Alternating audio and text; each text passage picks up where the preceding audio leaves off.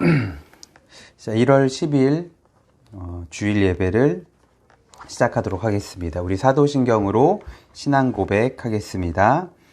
전능하사 천지를 만드신 하나님 아버지를 내가 믿사오며 그 외아들 우리 주 예수 그리스도를 믿사오니 이는 성령으로 잉태하사 동정녀 마리에게 나시고 본디오 빌라도에게 고난을 받사 십자가에 못 박혀 죽으시고 장사한 지 사흘 만에 죽은 자 가운데서 다시 살아나시며 하늘에 오르사 전능하신 하나님 우편에 앉아 계시다가 저리로서 산 자와 죽은 자를 심판하러 오시리라. 성령을 믿사오며 거룩한 공예와 성도가 교통하는 것과 죄를 사하여 주시는 것과 몸이 다시 사는 것과 영원히 사는 것을 믿사옵나이다. 아멘. 교독문 1번 시편 1편 함께 교독하겠습니다. 제가 먼저 읽고 그 다음에 여러분 읽으시고 하겠습니다. 교독문 1번 시편 1편 말씀입니다. 제가 먼저 읽겠습니다. 복 있는 사람은 악인들의 꾀를 따르지 아니하며 죄인들의 길에 서지 아니하며 오만한 자들의 자리에 앉지 아니하고 오직 여호와의 율법을 즐거워하여 그의 율법을 주야로 묵상하는도다.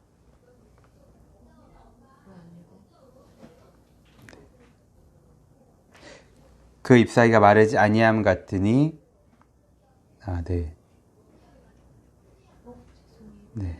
그의 율법을 목사님 다 읽어보기 네, 제가 그는 시냇가에 심은 나무가 철을 따라 열매를 맺으며 그 다음 읽어주세요. 그 잎사귀가 마르지 아니함 같으니 그가 하는 모든 일이 다 형통하리로다. 악인들은 그렇지 아니하며 오직 바람에 나는 겨와 같도다. 그러므로 악인들은 심판을 견디지 못하며 죄인들의 의인들의 모임에 들지 못하리로다. 무릇 의인들의 길은 여호와께서 인정하시나 악인들의 길은 망하리로다. 아멘. 찬송가 428장 영혼의 햇빛 비치니 같이 찬양하도록 하겠습니다.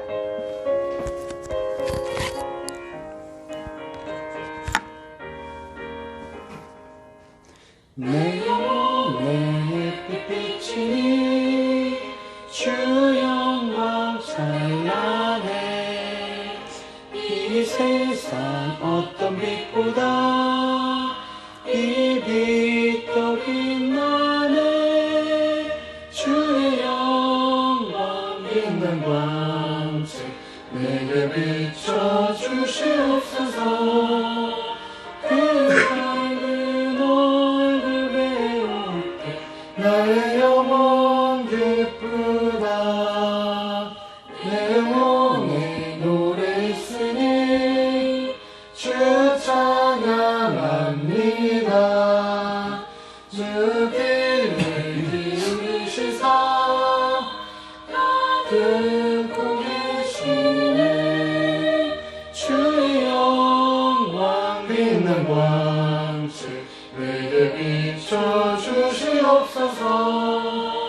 그 밝은 얼굴 배울 때 나의 영혼 기쁘다.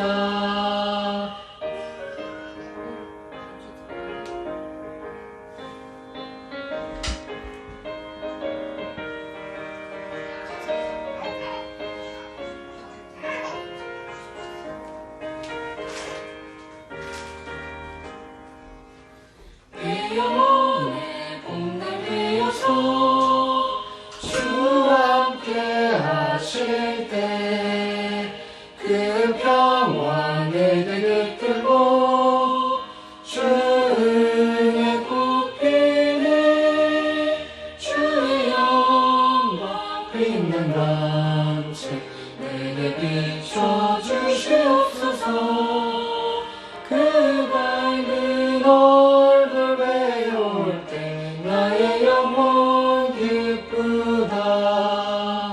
내 영혼에 일하기 있고 그 소망 넘치네. 주 예수 복을 주시고 또 내려주시네. 주의 영광 빛난 광채 내게 내게 비춰주시옵소서. 그 밝은 얼굴 배울 때 나의 영혼 기쁘다.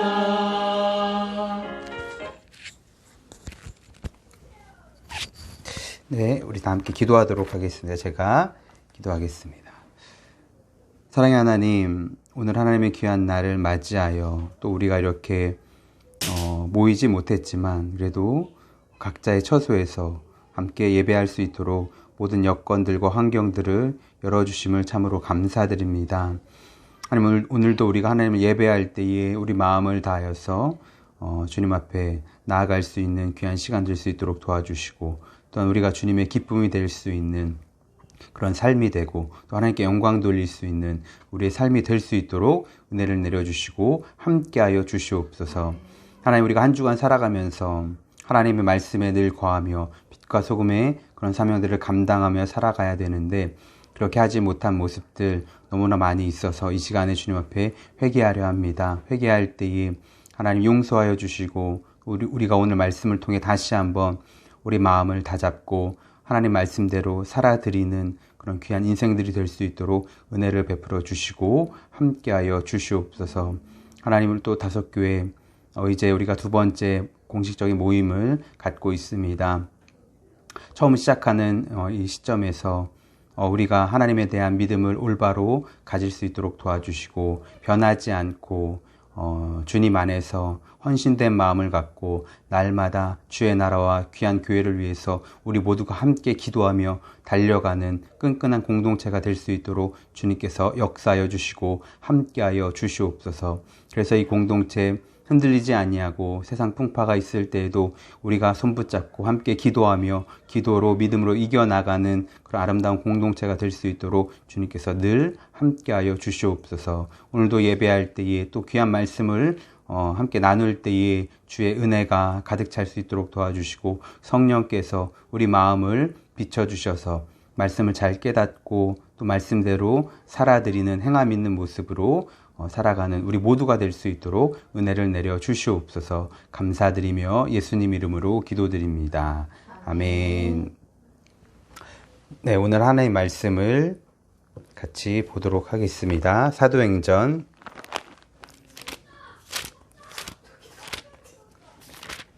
3장 1절에서 9절까지의 말씀입니다.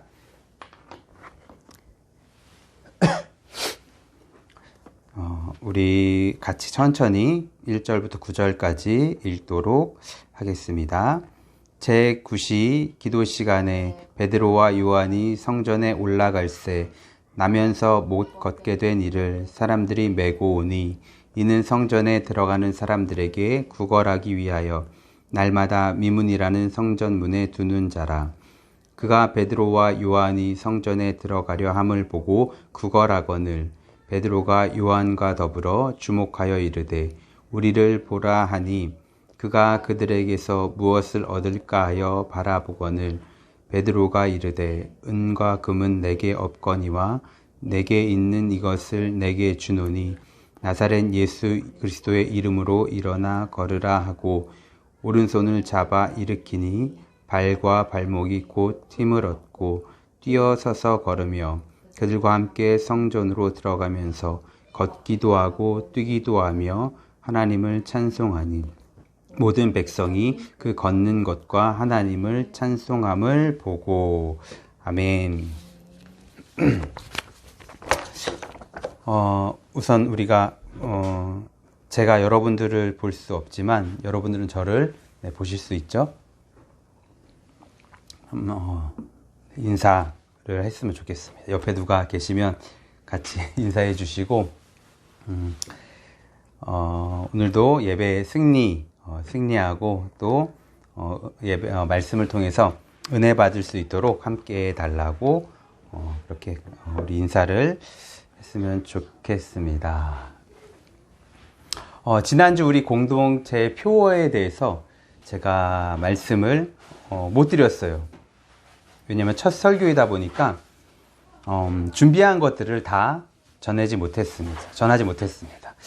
올해 우리의 표어, 우리 이 공동체의 표어는, 즉 우리가 늘 마음속에 품고 기도하며 살아가야 할 것은 바로 영혼의 기쁨을 위하여 라는 이 표어입니다. 영혼의 기쁨을 위하여.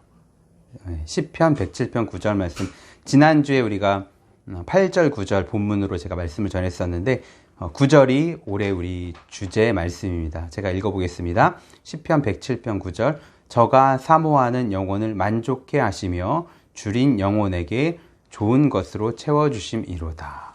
네, 시편 107편 9절 말씀입니다. 그래서 우리가 올 한 해 이 말씀을 여러분들이 잘 외우시고 늘 마음속에 품고 살아가시면서 내 영혼의 기쁨, 이것을 생각하시기 바랍니다.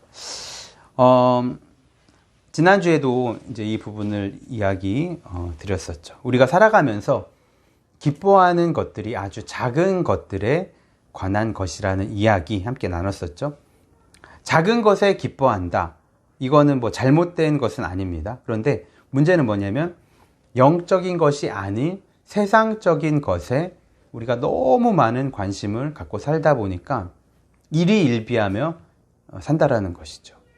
그러한 것들이 마치 우리 인생의 전부를 좌지우지하는 것처럼 이것들이 잘 되면 내 인생도 기쁘고 또 잘 안 되면 우리 인생을 다 산 것처럼 슬프고 실망하고, 그리고 또 실망했을 때 우리를 정작 다시 회복시켜주고 기쁘게 하는 것이 영적인 것이 아니라 뭡니까? 다시 세상적인 것. 그러니까 우리는 살아가면서 때로 힘들고 어렵고 뭐 쓰러지고 울고 이럴 때 있잖아요. 근데 우리는 영적인 힘으로 다시 일어나야 되고 회복해야 되는데 우리를 일으켜주는 게 그 영적인 것이 아니라 다시 세상적인 것이라는 거예요. 내가 세상적인 것 때문에 실망했다가 또 세상적인 것 때문에 기뻐서 다시 회복되고, 근데 우리는 회복하는 것이 영적인 것, 하나님이 주시는 어떤 기쁨을 통해 다시 회복할 수 있어야 되는 것이죠. 자, 왜 우리가 영적인 기쁨을 회복하고 이것을 추구해야 할까요? 우리는 영적인 존재이기 때문에 그렇죠. 우리가 만들어질 때 우리는 잠깐의 어떤 세상적인 즐거움을 위해 만들어지지 않았습니다.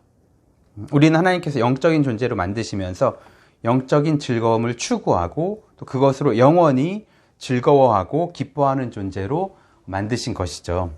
그래서 영적인 부분이 채워지지 않으면 사람은 반드시 공허함을 느끼게 돼 있습니다.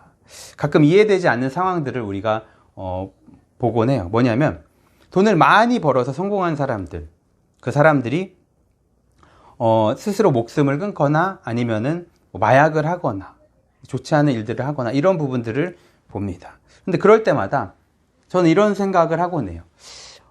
나한테 저런 돈을 줬으면 나는 아주 그 돈을 잘 쓰고 저렇게 망가지지 않을 텐데, 이런 생각을 합니다.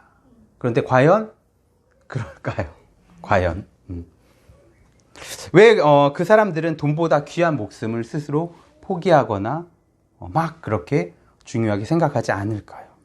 좋은 집에 살고 넓은 집에 살고 좋은 차를 끌고 좋은 삶을 살면서 세상에서 누릴 수 있는 것들을 다 누리면서 살고 있을 텐데 왜 만족하지 못하며 살까요? 물론 그들의 삶 속에 들어가면 여러 가지 이유가 있겠지만 우리가 그 쭉 이제 거슬러 올라가다 보면은 결국 영적인 기쁨이 없다라는 부분에서 다 만나게 된다라는 거예요.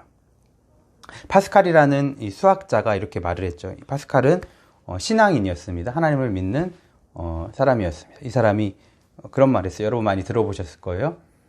사람의 마음에는 방이 있는데, 여러 가지 방이 있는데 그 중에 가장 중요한 방, 그 방은 뭐냐면 하나님이 채울 수 있는 방, 그 방이 있다. 그러니까는 그 방은 우리가 아무리 비싼 어떤 뭐 가전제품들, 최고급 가전제품으로 아무리 채워놔도 그 방은 만족이 안 된다는 거예요. 그 방은 하나님만이 채울 수 있는 방. 영적인 것, 영적인 삶, 하나님과 관계 있는 인생을 살아갈 때에 그 마음의 방이 채워질 수 있다라는 것이죠. 그런데 그런 삶을 등지고 우리가 세상에 취해서 살다 보니까 눈에 보이는 이룬 것들은 많이 있어요. 그런데 자신의 인생들을 돌아봤을 때 혼자구나, 혼자였다라는 이런 외로움이 느껴지게 되는 것이죠. 그래서 어느 순간 이렇게 살다 보니까 공포심도 오고 또 삶에 관한 회의와 실증과 허무함에 빠지게 되는 것이죠. 그들 스스로는 이러한 부분에 관해서 인정하지 않을 것이지만 성경을 통해서 우리 인간을 보면은 우리는 이것을 부인할 수가 없습니다. 여러분, 우리 인생에서 기쁨은 참으로 중요하죠. 지난주에도 우리가 기쁨에 대해서 얘기를 했었습니다. 누구나 사람은 기뻐하길 원한다. 우리가 이 세상에 태어나서 살아가면서 기쁨이 있다라는 것은 얼마나 그게 즐겁고 행복한 것입니까? 한 주간 동안 인터넷을 통해서 또 뉴스를 통해서 우리가 봤던 내용 중에 우리의 마음을 가장 아프게 했던 것들 여러분들도 다 알고 계시죠. 그쵸, 정인이라는 그 아이. 네, 참, 아이를 가진 부모로서 그런 것들을 보면은 참 너무 마음이 아프잖아요. 그 아이도 기쁨을 위해 태어났을 것 아닙니까? 그렇죠? 기뻐하기 위해서. 제대로 된 집 안에서 부모 아래서 기쁨을 누리며 그 어린 아이가 왜 아파해야 하고 슬퍼해야 되고 왜 그렇게 힘든 삶을 살아야 합니까? 누구나 똑같아. 누구나 사람은 태어났으면 당신은 사랑받기 위해 태어난 사람. 네, 사랑받기 위해서 태어난 것입니다. 누구나 기쁨의 삶을 살기 원한다는 거예요. 내 인생, 내 개인의 기쁨, 또 그것으로 그치지 않고 우리는 가족의 기쁨도 원해요. 가족이 기쁘면 얼마나 그것보다, 그죠? 그것보다 더한 기쁨은 없다라고 생각을 해요. 우리 가족이 평안하고 즐겁고 이게 얼마나 기쁜 것입니까? 그런데 우리 하나님 믿는 사람들은 여기서 한 단계 더 나아가야 하는 것이죠. 그것은 바로 영혼의 기쁨이라는 것이에요. 이것이 우리에게 영원의 기쁨을 준다라는 것이죠. 영혼의 기쁨이 영원의 기쁨을 준다라는 것입니다. 오늘은 이 영원한 기쁨을 누리기 위해서는 우리가 어떻게 해야 하는지 사도행전 말씀을 통해서 나누기를 원합니다.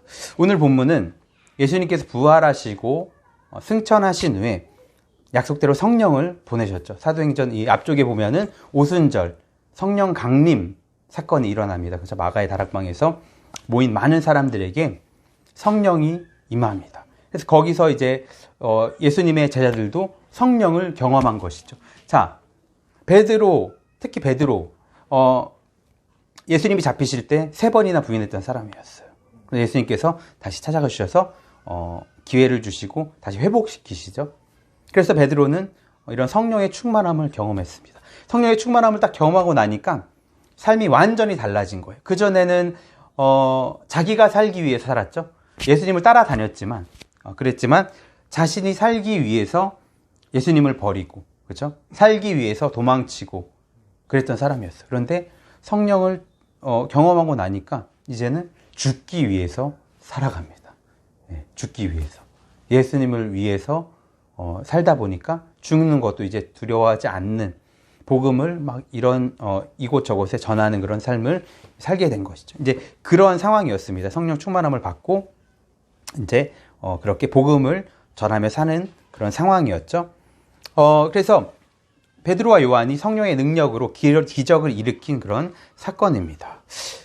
베드로와 요한은 유대인의 전통에 따라서 오후 3시에 기도하러 성전에 올라갑니다.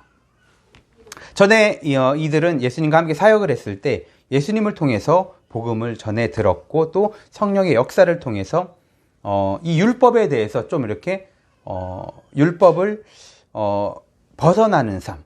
유대인들은 율법에 얽매여 있잖아요. 그렇죠? 얽매여 있어서 예수님께서 율법을 거스리는 일, 그렇죠? 거스리는 일을 했을 때 유대인들은 막 예수님을 욕하고 죽이려고 했던 것이죠. 그런데 율법보다 중요한 건 뭡니까? 사랑입니다. 그렇죠? 사랑. 그렇잖아요. 예수님께서 안식일 날 막 그 병자들을 고치니까 유대인들이 그죠? 막 뭐라 하잖아요. 그죠? 율법을 왜 안 지키냐. 그런데 예수님께서는 뭐가 먼저냐? 뭐가 먼저냐?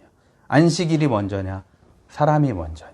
그죠? 예수님은 율법도 중요하지만 율법 안에 있는 정신, 그 사랑, 그리고 사람, 이것을 훨씬 더 중요하게 여기셨던 것이죠. 하지만 유대인들은 여전히 그 율법에 매여서 그렇게 살아가고 있었죠. 오후 3시가 되면은 유대인들은 전통적으로 자기 전통에 의해서 가서 성전에 기도하러 갔던 거예요.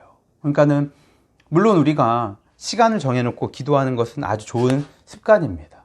그런데 이게 율법에 매여서 형식화될 때 이것은 문제가 된다라는, 그러니까 그런 거죠.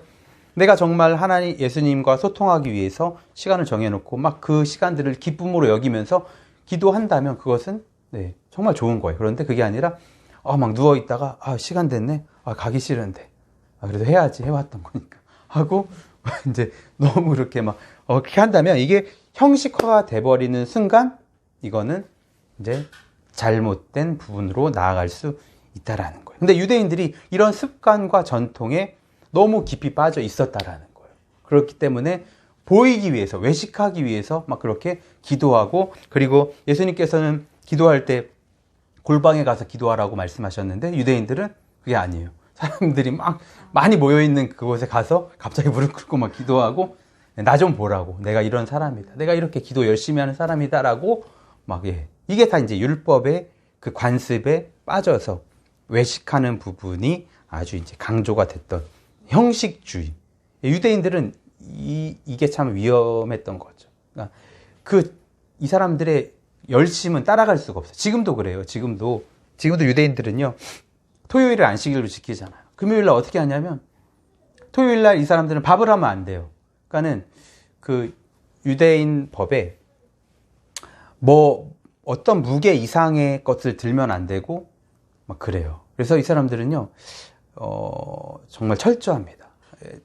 금요일날 밤에 오븐에다가 이 음식을, 토요일날 먹을 음식을 아주 완전히 뜨겁게 엄청 뜨겁게 데펴놓는 거예요. 오랜 시간. 그리고 토요일날 그 식어가는 음식을 먹습니다.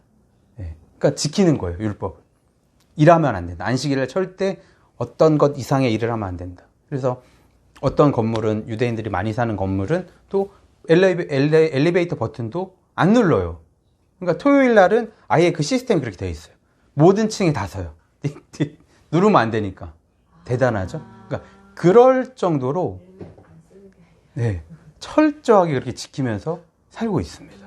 그러니까 이들의 열정은 우리가 배울 수 있는데, 근데 이게 열정이 넘어서서 완전히 이게 형식화가 돼버렸다라는 거죠. 그렇게 지키지만 그 안에 예수님의 사랑을 담고 있어야 되는 거잖아요. 그런데 사랑을 담고 있기보다는 내가 이렇게 함으로써 나는 뭐 구원을 얻었다, 이런 식으로 이렇게 좀 삐뚤게 가고 있는 거죠. 그러니까 이건 예전부터 지금까지 똑같습니다. 형식주의. 자, 그래서 우리도 이제 기도를 죄송합니다. 기도를 이제 많이 하는 분들이 있는데, 물론 좋아요. 기도를 많이 하는 거 좋죠. 그런데 많이 할수록 우리가 하나님과 소통을 하고 있는지, 이게 중요합니다. 그러니까 내가 기도를 많이 한다면 다른 것들을 생각할 게 아니라, 뭐 나는 이렇게 많이 하는데 이 사람은 적게 한다, 그러니까 내가 더 거룩한 사람이야, 이게 아니라, 내가 기도를 많이 한다면 그만큼 내가 하나님과 올바른 소통을 하고 있는지, 그것을 내 스스로가 살펴볼 수 있으면 되는 거예요. 나를 돌아볼 수 있으면 되는 겁니다. 그리고 또 우리가 이제 기도를 하면서 중요한 게 있습니다. 기도를 하면은 말씀을 그만큼 봐야 됩니다. 왜냐하면은 기도만 하면은 신비주의자가 되기 쉬워요. 기도만 하면. 그리고 또 말씀만 보면은 정죄하는 사람이 돼요. 왜냐하면은 많이 읽으니까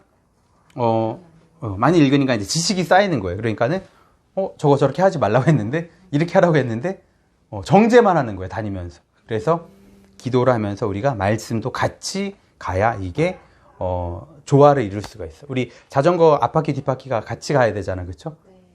앞바퀴는 이렇게 도는데 뒷바퀴 길게 돌면은 자전거 나가지 않겠죠? 같이 앞바퀴 뒷바퀴가 도는 것처럼 말씀과 기도가 같이 가야 된다라는 것을 여러분 기억하시기 바랍니다. 어쨌든 우리 그리스도인들에게 정말 중요한 것은 바로 기도 생활이에요. 형식에 얽매이지 않으면서도 깊은 교제를 나눌 수 있는 나와 하나님만의 시간이 필요한 것이죠. 하지만 우리가 왜 기도 생활을 잘 못합니까? 우리를 분주하게 만드는 세상 것들이 너무나 많기 때문에 그래요. 현대인들은 참 바쁘다고 합니다. 코로나 때문에 뭐 조금 이제 그게 덜해졌는데 그럼에도 우리는 바빠요. 분주해요. 근데 뭐 때문인지 모르지만 바쁘고 분주하게 생활을 합니다. 우리 아이들이나 젊은 사람들이나 이제 그 스마트폰, 그죠?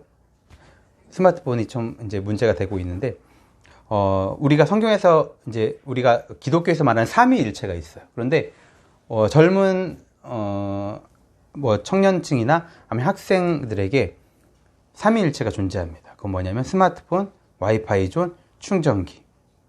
네, 이렇게 삼위일체. 네. 그러니까 이것만 있으면요. 정말 인생을 살아갈 수 있어요. 그렇죠? 스마트폰 그리고 스마트폰을 계속 쓸 수 있게 충전기 그리고 또 데이터 걱정이 없는 와이파이 존. 네. 거기 정말 그래요. 우리 아이들 넣어놓고 뭐 삼식 챙겨주고 이것만 주면은 아마 얘네는 불평 없이 그렇게 살 거예요. 외로울 시간이 없죠. 그렇죠? 외로울 시간이 없습니다. 우리는 항상 하나님을 찾아야 하는 것이 옳은 것인데, 그런데 사실 우리 외로울 때만 찾아요, 그렇죠? 그러니까 아쉬울 때만, 막 기쁘고 즐거울 때 막 우리 하나님을 막 그렇게 찾는 게 아니라 뭔가 이렇게 고독해지고 외로워지고 뭔가 안 풀릴 때, 그렇죠? 이럴 때만 하나님을 찾게 되는 경향이 많이 있어요. 그런데 이렇게 외롭기라도 해야 하나님과 어떤 그런 소통의 시간을 보내려고 노력을 한다라는 거예요. 그런데 우리 아이들이나 현대인들이나 외로울 시간이 없어요. 저도 솔직히 그렇습니다. 한 10초, 20초 여유만 있으면 이 핸드폰을 자동적으로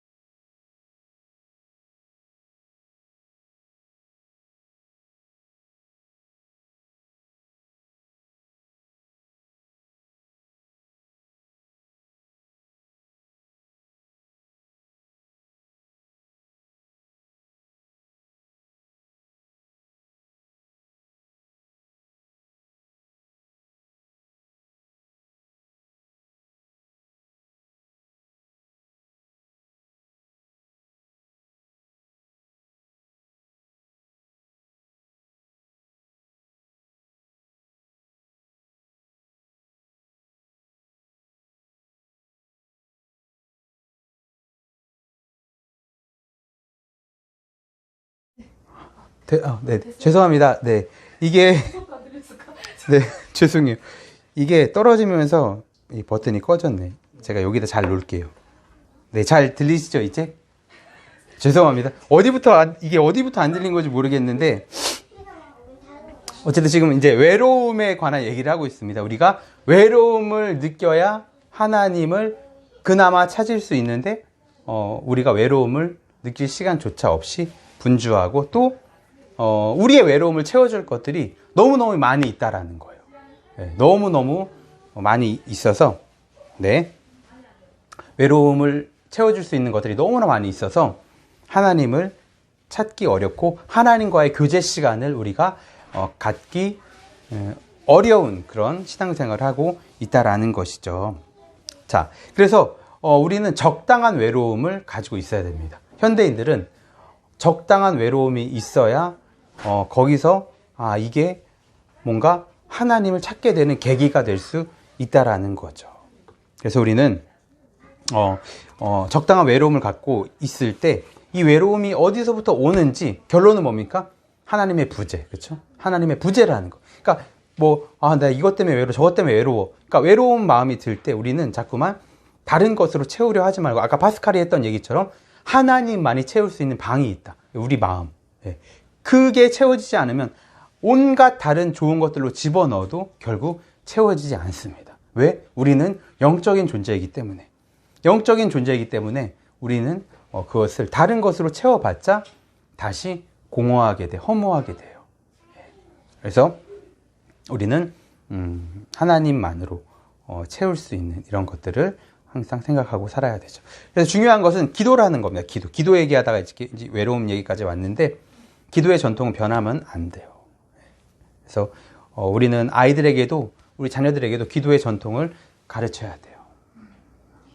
하나님 앞으로 돌아와서 저들이 힘들고 외롭고 이럴 때 다른 것으로 채우는 삶이 아니라 먼저 하나님께 기도할 수 있는 이런 습관들, 이런 것들을 우리가 가르칠 수 있어야 되죠. 신명기 6장 6절에서 9절 말씀 보면은 제가 한번 읽어보겠습니다. 신명기 6장 6절에서 9절. 오늘 내가 내게 명하는 이 말씀을 너는 마음에 새기고 내 자녀에게 부지런히 가르치며 집에 앉았을 때에든지 길을 갈 때에든지 누워 있을 때에든지 일어날 때에든지 이 말씀을 강론할 것이며 너는 또 그것을 내 손목에 매어 기호를 삼으며 내 미간에 붙여 표로 삼고 또 내 집 문설주와 바깥문에 기록할지니라. 네. 여기 보면은 이 말씀에 보면은 강론, 이 말씀을 강론해라 이런 구절이 있습니다. 네. 자, 뭐냐면 이 상황에서 어떻게 행동해야 하는지 이것을 가르치라는, 강론하라는 게 강론 이러니까 선생님들 아니면 목사님들, 교수님들 이 가르치는 그런 게 아니냐라고 생각할 수 있지만 그게 아닙니다. 가정에서 부모들이 자녀들에게 이렇게 가르치라라는 거죠. 그러니까 부모된 우리들은 단순히 우리가 예수님을 믿으면서 좋은 도덕적인 이야기를 들려주고 착하게 살아야 된다 이런 것들이 아니에요. 이런 것들을 뛰어넘어야 되는 거죠. 그 수준을 넘어서 하나님의 말씀 우리가 깊이 새기고 또 체험한 것을 가지고 우리 자녀들이 처한 삶의 현실에서 어떤 말씀이 필요한 것인지 또 그 말씀을 우리 자녀들이 어떻게 활용하여서 삶을 이겨 나가야 되는지 이러한 것들을 우리 부모들이 해야 하는 것이죠. 그러니까 우리가 말씀을 듣고 여러분 깨달은 것들이 있잖아요. 그런 것들을 가지고 우리 자녀들에게 쉽게 이야기를 해주는 거예요. 그러니까 왜 우리가 2차 교육 있잖아요. 내가 들은 것을 또 내가 전해줄 때 그것이 우리의 머릿속에도 각인이 된다라고 하잖아요. 그러니까 내가 누군가를 가르쳐야 내가 가르침을 받은 것을 가지고 가르칠 때 이게 배가 되는 거죠. 그러니까 그게 자녀들에게 가르칠 때 그 말씀이 내 것이 되는 것이고 또 우리 자녀들도 그 말씀을 또 깨달을 수 있게 되는 것이죠. 그래서 신명기 6장 6절에서 9절 말씀처럼 강론해라. 너희 자녀들에게 이러한 것을 강론해라. 이것은 어떤 목회자나 아니면 교사나 이런 분들만의 사명이 아니라는 거예요.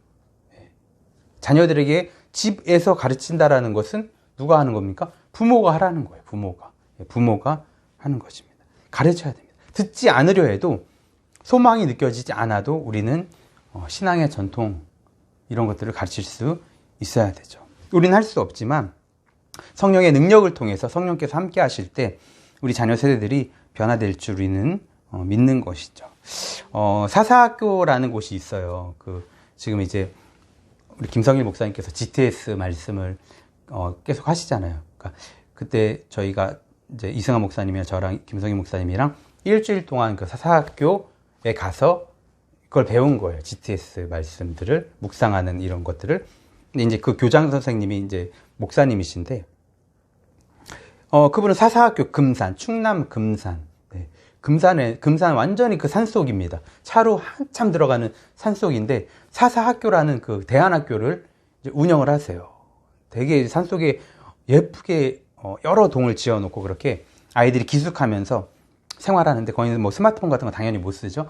거기서 이제 아이들을 가르치면서 그런 어떤 교육의 신념을 저에게 이야기해 주시는데 그런 말씀 하시는 거예요. 지금의 아이들은 소망이 없다.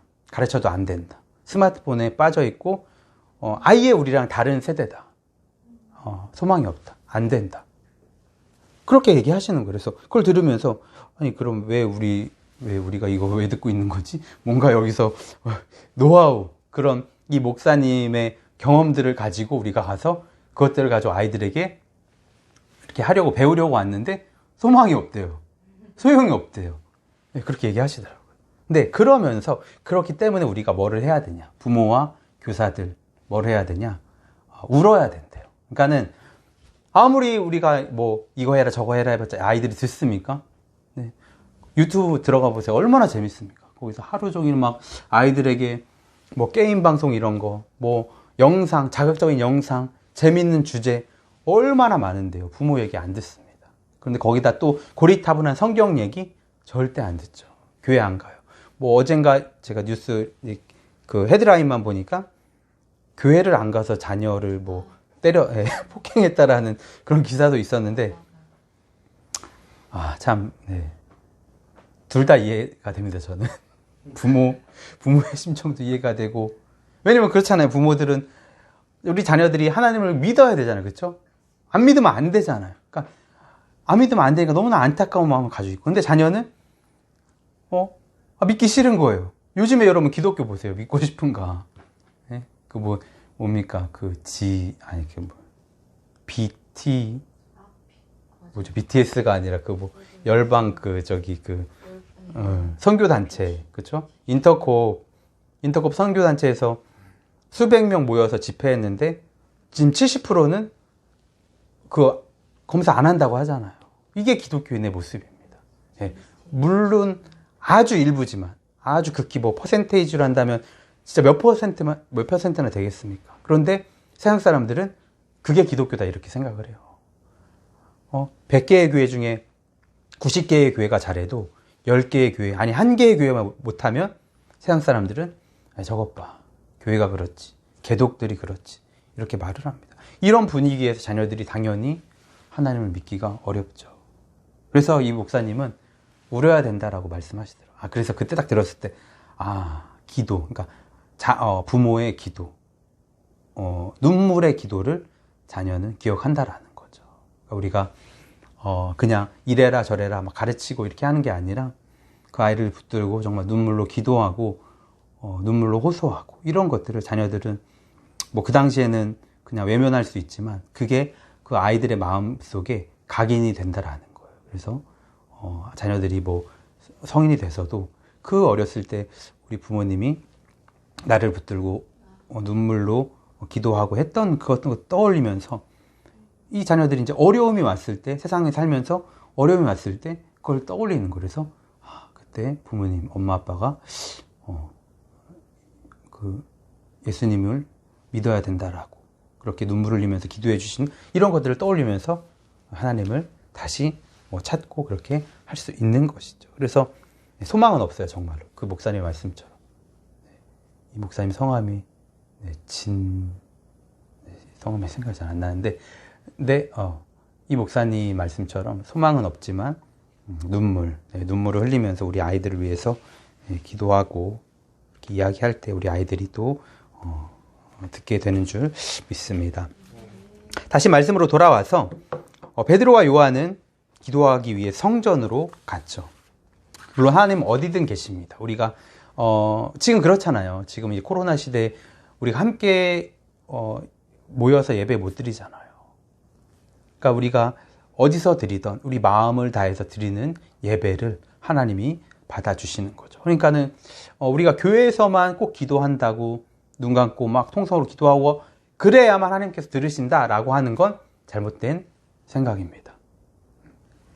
모든 곳이 거룩해야 돼요. 그렇죠? 모든 곳. 교회만 거룩한 곳이 아니라 우리 가정도 거룩한 곳이 돼야 됩니다. 우리가 가정에서 기도하고 예배드린다면 그곳이 거룩한 곳이 되는 것이에요. 그런데 이제 마귀는 우리를 모이지 못하게 만들죠. 모이지 못하게 만들어요. 공동체를 와해시키려고 합니다. 근데 우리는 어느 곳에나 하나님 계시다는 것을 믿고 지금은 모이지 못하지만 또 우리가 이제 나중에는 또 같이 모여서 예배하는 것도 중요하죠. 물론 흩어져서 예배하는 것도 중요하지만 우리가 모여서 예배하는 것도 정말 중요합니다. 그런데 지금은 피치 못할 사정 때문에 우리가 이렇게 갈라진 것이지. 그런데 우리가 모일 수 있는 상황이 됐는데도 아니 저는 그냥 온라인으로 드릴게요. 이거는 잘못된 것입니다. 그 이재철 목사님인가요? 100주년 기념교회 은퇴하신 그 목사님께서 이제 코로나에 대한 이야기를 하시면서 그런 얘기를 하셨어요. 지금 우리가 이렇게 온라인으로 드리는 것은 아주 좋은 대안이다. 좋은 대안. 그런데 코로나 시대가 종식됐는데도 성도들이 교회에 모이지 않고 온라인으로 드린다라고 하는 것은 그것은 잘못된 것이다라고 얘기를 하셨어요. 그러니까 저도 공감을 합니다. 우리가 모일 수 있으면 모이는 것이죠.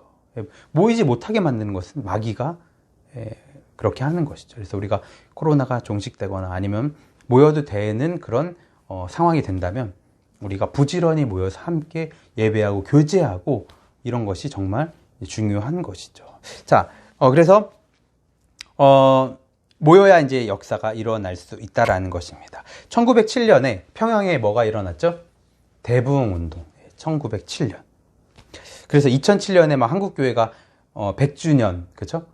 대부흥 100주년 막 운동해서 뭐 했는데, 저는 그때 사역을 나갔었는데, 전도사로 사역 나갔는데, 그 해 아무 일도 안 일어났습니다.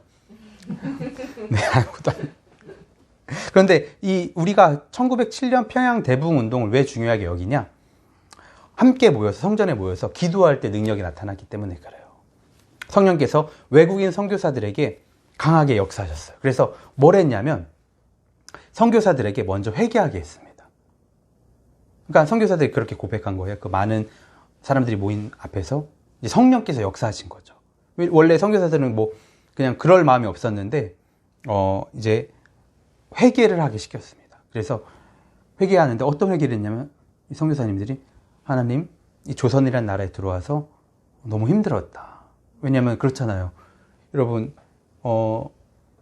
우리나라와 이 선교사들이 처음에 왔을 때 얼마나 낙후돼 있었습니까? 그리고 양 귀신이다, 서양 귀신 하면서 막 선교사들을 막 이렇게 멀리하고 막 핍박하고 그리고 문맹률이 너무 높았어요.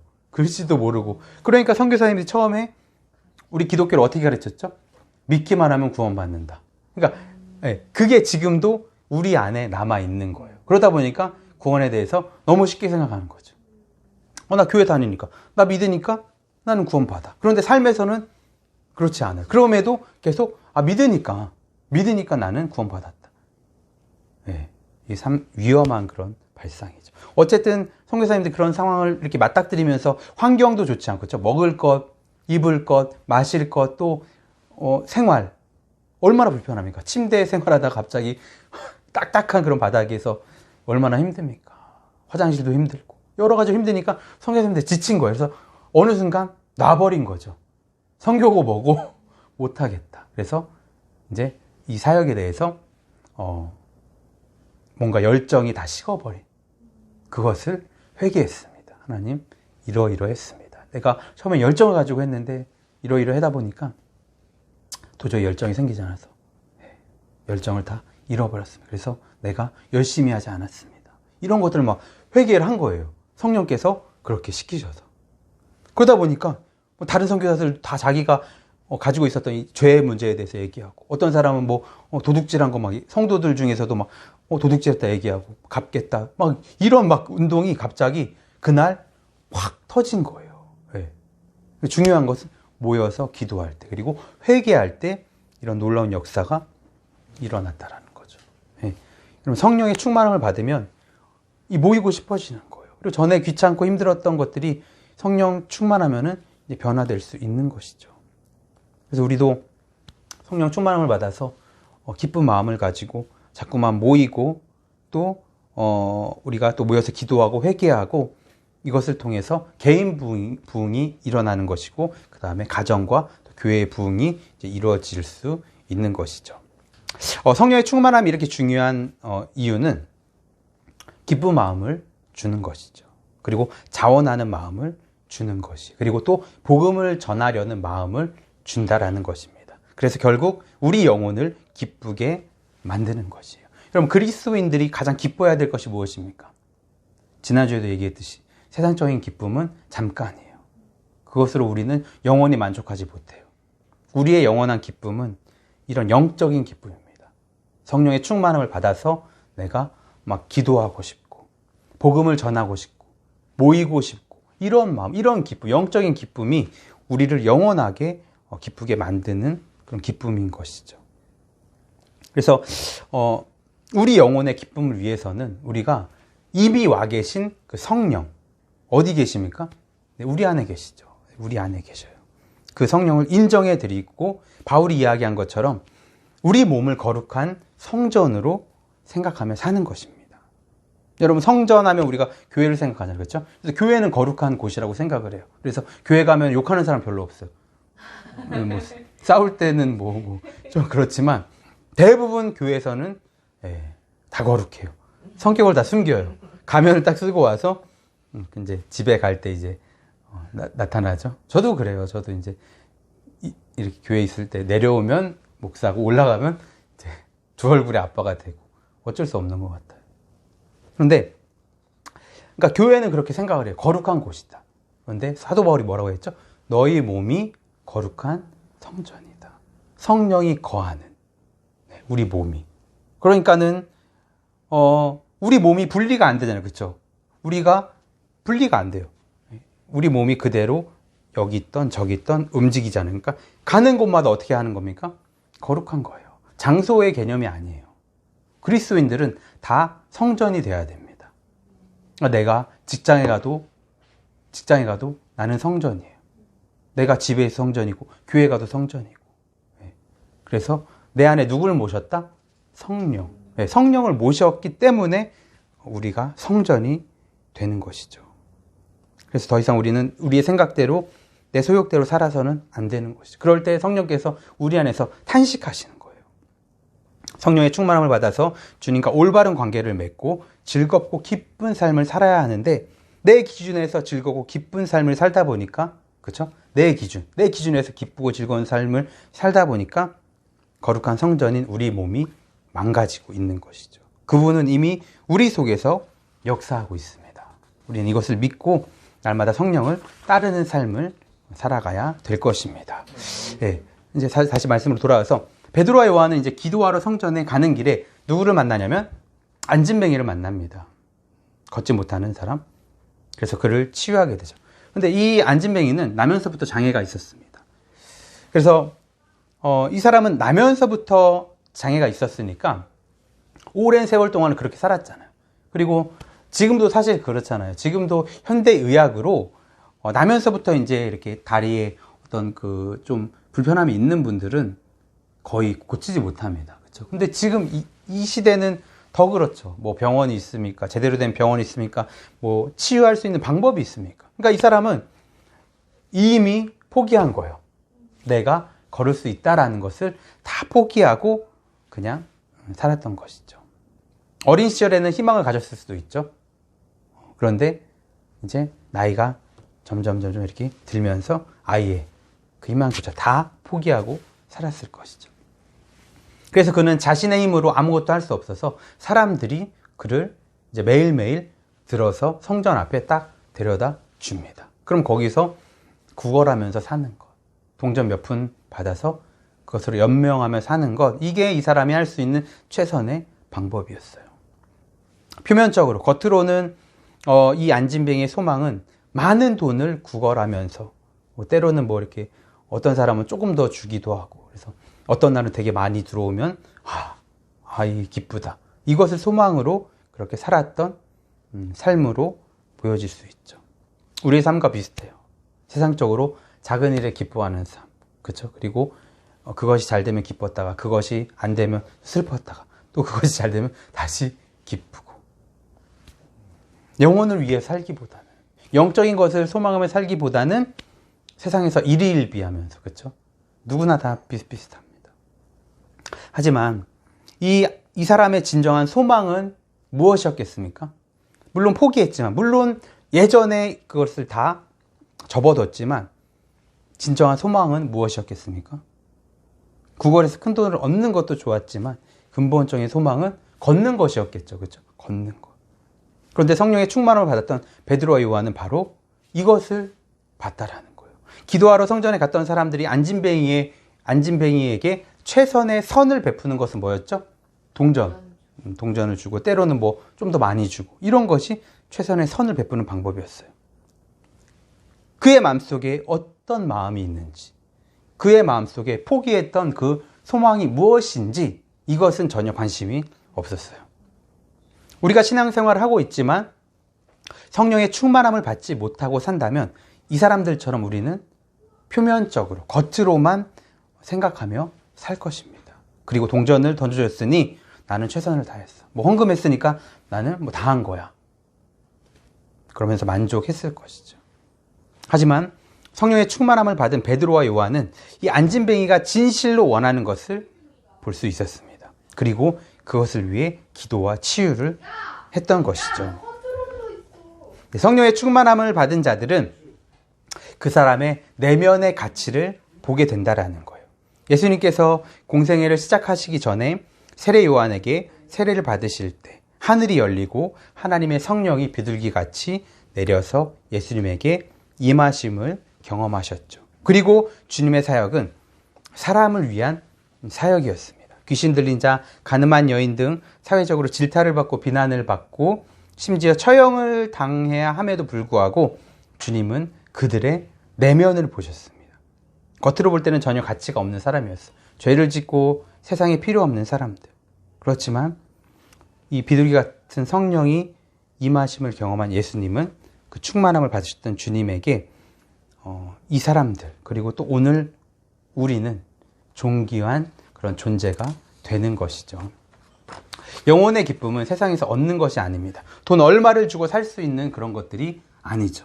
오직 주님을 믿고 그분을 영접한 자들 안에 성령께서 거하게 되시고 또 그분을 인정하고 내 몸을 성전으로 여기며 살아가는 자들이 영혼의 기쁨을 누리게 되는 것입니다. 6절에 보면은 오늘 우리가 읽은 말씀 6절을 한번 잠깐 볼까요? 사도행전 3장 6절 제가 읽겠습니다. 베드로가 이르되 은과 금은 내게 없거니와 내게 있는 이것을 내게 주노니 나사렛 예수 이름으로 그리스도 이름으로 일어나 걸으라 하고. 네. 자, 은과 금은 내게 없다. 이건 뭐죠? 즉 세상적인 행복을 줄 수 있는 것은 내게 없다. 그러니까 네가 뭐 원하는 세상적인 행복은 뭐냐? 돈이지 않습니까? 그렇죠? 매일매일 구걸하는 삶. 근데 나는 그건 없다. 세상적인 행복은 내가 너에게 줄 수 없다. 하지만 내가 가진 것을 너에게 준다. 이건 뭡니까? 성령의 충만함. 그렇죠? 성령의 충만함과 그 성령의 충만함을 통한 능력과 기쁨, 이것을 내가 너에게 준다. 이 말이죠. 그리스도인들의 삶을 지배하는 것은 여러분 세상적인 것이 아닙니다. 보이는 것이 아니죠. 보이지 않지만 아주 강력한 것, 그게 바로 성령의 능력인 것입니다. 성령의 충만함인 것입니다. 이것이 우리 삶에서 가장 중요한 것이에요. 세상이 말하는 물질이나 인기나 명예나 즐거움이나 이런 것들은 잠시 우리를 기쁘게 할 수 있어요. 그렇지만 그런 것들은 다 잠깐인 것이죠. 여기에는 아무 능력들이 없습니다. 오직 우리 영혼을 영원히 기쁘게 하는 것은 성령을 통한 능력과 충만함임을 우리는 늘 기억하며 살아가야 될 것입니다. 이제 성령의 충만함으로 영혼의 기쁨을 누리게 된 우리들은 오늘 베드로와 요한처럼 다른 이들의 참 필요를 공급해주는 삶을 살아야 한다는 것이죠.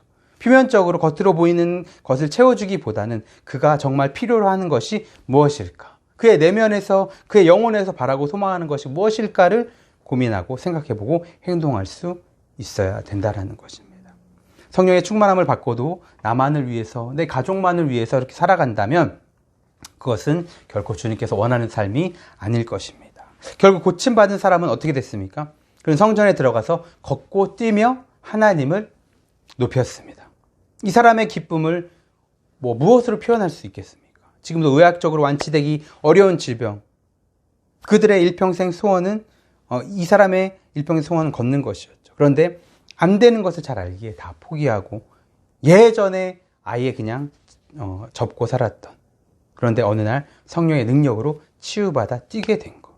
우리가 말로 표현할 수 없다라는 표현을 가끔 하죠. 너무 기쁠 때, 그렇죠? 정말 이것을 어떻게 표현할 줄 모를 때 아마 그런 표현이 맞는 것 같습니다.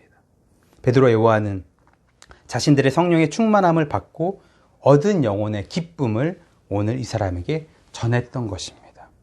우리는 베드로와 요한처럼 치유의 능력은 없어요. 그럼 그냥 뭐 조용히 살아야 됩니까? 아니죠. 그분을 꾸준히 전해야 됩니다. 어떻게? 삶으로 전하는 것이. 기독교가 입으로만 주님을 전하다 보니까 이제는 세상 속에서 아주 나쁜 이미지가 됐죠. 말로만 사랑을 외치고 말로만 평안을 말하고 말로만 하나라고 외치고, 그런데 정작 들여다보니까 세상보다 못한 모습들이 여기저기서 보여진 것이죠. 누구나 실망하고 욕하는 것이 당연합니다. 그래서 우리는 이제는 말로 아닌 삶으로 전해야 돼요. 내가 성령의 충만함을 받아서 영혼의 기쁨을 회복하고 그 삶의 모습을 이웃에게, 주변에게 전하는 것이죠. 입으로 말을 안 하는데 어떻게 복음을 전합니까? 라고 말할 수 있지만 세상은 우리를 주목하고 있어요. 안 보는 것 같지만 저 사람이 교회 다니는 것을 알게 되면은 유심히 이제 지켜볼 것입니다. 그래서 그리스도인들은 말 하나 행동 하나 아주 정말 잘해야 됩니다. 이것은 외식하려는 삶이 아니에요. 이제는 세상이 우리가 입으로 전하는 예수님은 듣지 않습니다. 예수님을 우리는 전하지 않아도 돼요. 대신 말과 행동에서 상식 이상으로 그렇게 살아내야 하는 것이죠.